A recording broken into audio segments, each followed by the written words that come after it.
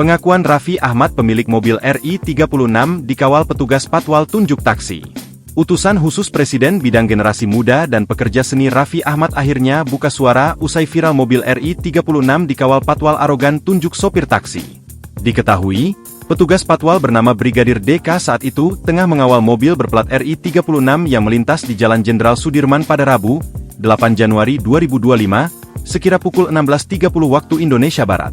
RI36 menjadi trending topik atau perbincangan di media sosial X lantaran aksi petugas Patwal yang mengendarai motor tersebut menunjuk-nunjuk sopir taksi Silverbird.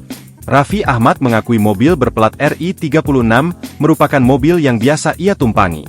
Saya membenarkan bahwa mobil tersebut adalah mobil saya, Raffi Ahmad, tapi saat itu saya tidak ada di mobil, karena mobil dalam perjalanan menjemput saya, kata Raffi dalam keterangan tertulis, Sabtu, 11 Januari 2025. Mobil tersebut viral di media sosial karena tindakan seorang petugas patroli dan pengawalan yang menunjuk-nunjuk sopir taksi. Raffi menyatakan, personel tersebut telah dievaluasi oleh pihak kepolisian dan dibina agar lebih baik.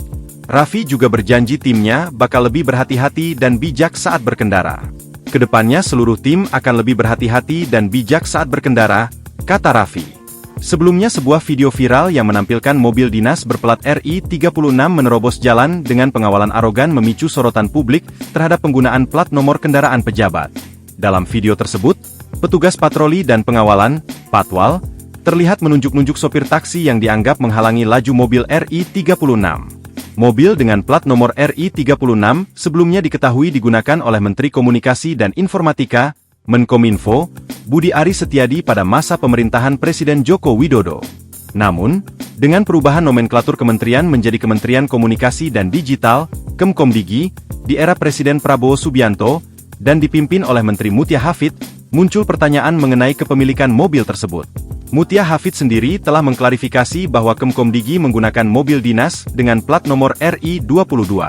Kemkomdigi menggunakan mobil dinas dengan plat nomor 22, kata Mutia saat dikonfirmasi Kompas.com, Jumat, 10 Januari 2025. Download Tribun X sekarang, menghadirkan lokal menjadi Indonesia.